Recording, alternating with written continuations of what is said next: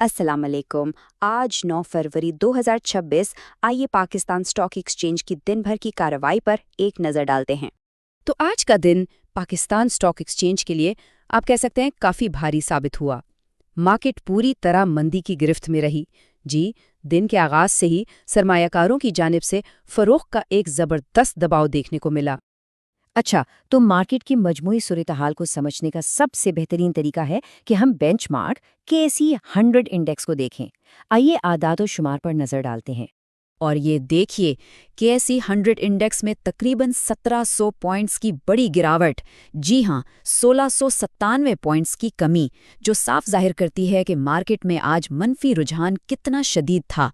तफसीलात देखें तो इंडेक्स 0.92% की कमी के साथ 1,82,431 पर आकर रुका। अब यहाँ दिलचस्प बात यह है कि दिन का आगाज बुरा नहीं था। मार्केट 1,85,650 की बुलंद तरीन सतह तक भी गई, लेकिन फिर फरोख्त का ऐसा दबाव आया कि इंडेक्स 1,82,341 की कम तरीन सतह पर आ गिरा।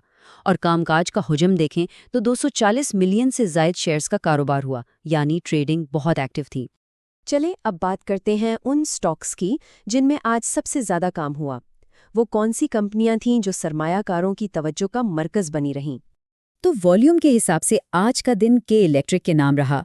134 मिलियन से जायद शेयर्स का कारोबार। ये वाकई एक बहुत बड़ा हुजम है, जो दिखाता है कि इस स्टॉक में कितनी दिलचस्पी थी।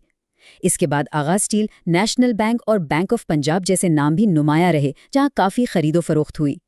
लेकिन इस पूरी मंदी की सूरत हाल में कुछ स्टॉक्स ऐसे भी थे जो हरे निशान में रहे, जैसा कि आगा स्टील, जिसने 56 पैसे का इजाफा दिखाया। लेकिन दूसरी तरफ ऑयल एंड गैस सेक्टर, इस पर तो आज बहुत बुरा वक्त था।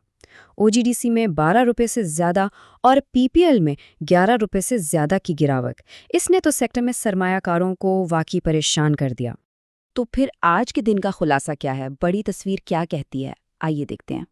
आज की कहानी का लुब्बे-लुबाब एक ही है, फरोख्त का शदीद दबाव।